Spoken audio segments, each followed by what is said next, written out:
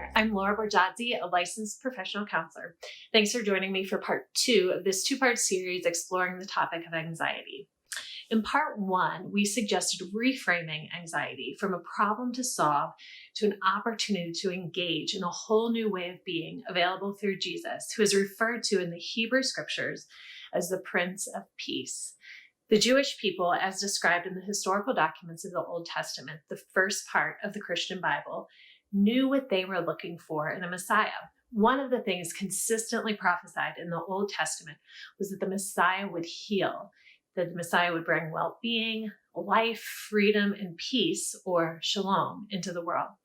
Jesus comes on the scene and announces that he is the one that Israel has been waiting for. He's the one who heals.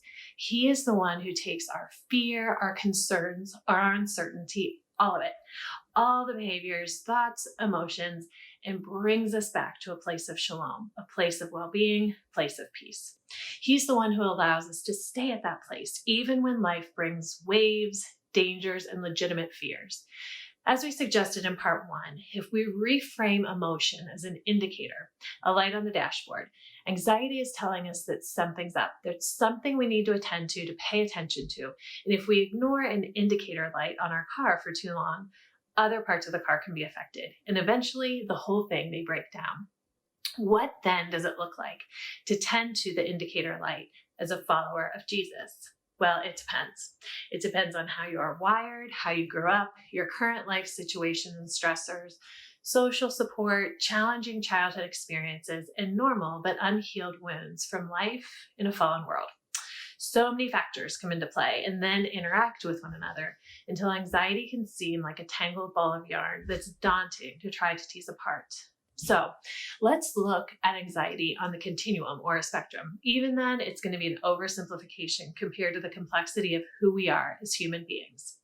On the one far end of the spectrum is anxiety that is normal and even healthy, that warns you of legitimate dangers. Fear in this case is adaptive in that it protects you. On the other end of the spectrum are severe anxiety disorders that require intensive treatment. And then there's a lot of ground in the middle.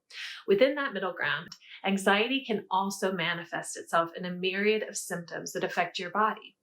If you're experiencing these symptoms, don't be shy about seeking professional help. It's always smart to use resources that are available. From a clinical perspective, there are a variety of ways dealing with anxiety. All have research behind them that seems to have some degree of validity. Additionally, from a biblical perspective, these are all venues, spaces, and entry points for God's Spirit to work, for Jesus to heal, and for the peace or shalom that is an attribute of Jesus' character to emerge in us.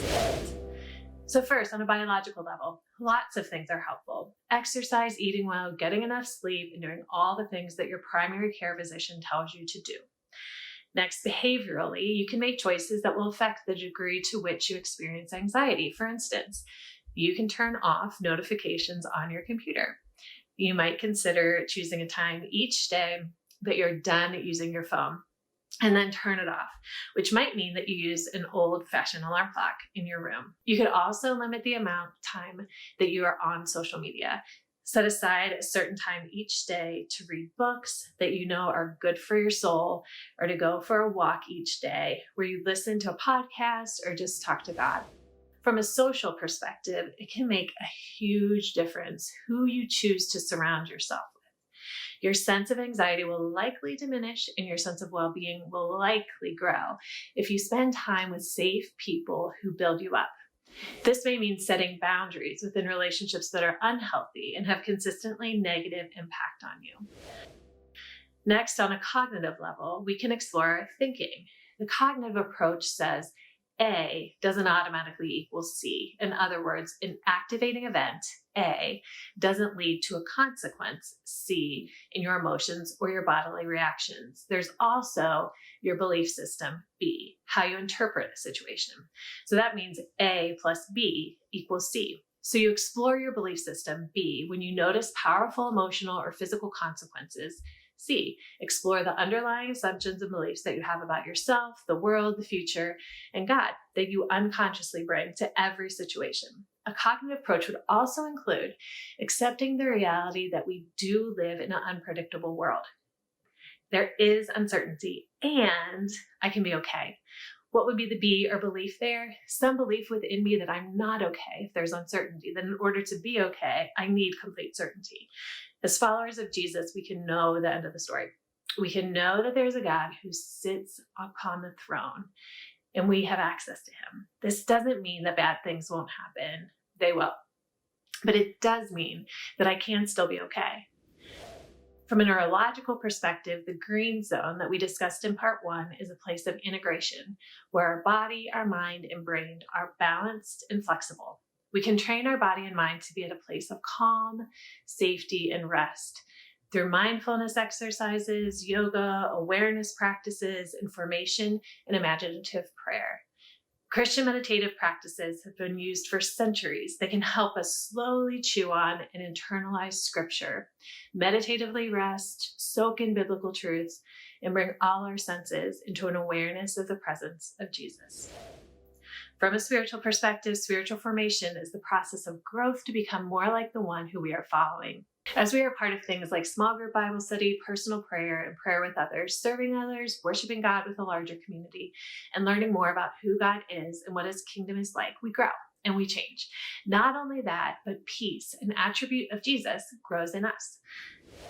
Finally, from a trauma perspective, trauma takes into account the power of previous life experiences and the way that unhealed wounds can affect us. We often underestimate old wounds, especially if they now seem insignificant from the vantage point of your adult self. But trauma is stored in our body, and it teaches us lessons about ourselves, the world, the future, God, and others. This trauma can be embedded into our bodies in powerful ways that sometimes will not simply change with our logical, linear thinking brains, but it can be healed in other ways. These old wounds are often healed in the context of relationships with others and with God. Corrective, redemptive experiences that happen in healthy community are literally life changers. My favorite thing about being a therapist is seeing Jesus heal as clients engage in trauma-focused modes of therapy, where we carefully select strategic formational wounds and memories and invite Jesus into those. I see firsthand how God has created us to heal and how Jesus uniquely comforts and changes our thinking and feeling as we let him into those painful places. God may invite us to explore our story and experiences through a variety of narrative-focused modalities, writing and sharing our stories with trusted friend or mentor. This move into a deeper level of awareness of our woundedness is often accompanied by an emotional shift to sadness, grief over loss, and raw pain.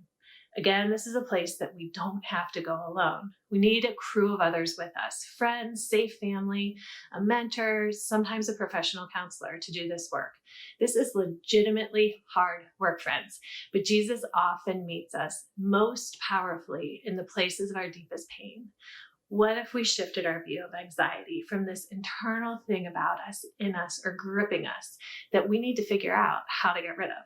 What if we saw anxiety as an opportunity and an invitation to explore with Jesus and others? What if it became a chance to acknowledge losses, to grieve them deeply, and unearth lessons about ourselves, God, and others? What if it became an opportunity to simply invite him deeper into the fullness of who we are and there to do what he does best, to heal, bring hope and life right in the center of our anxiety?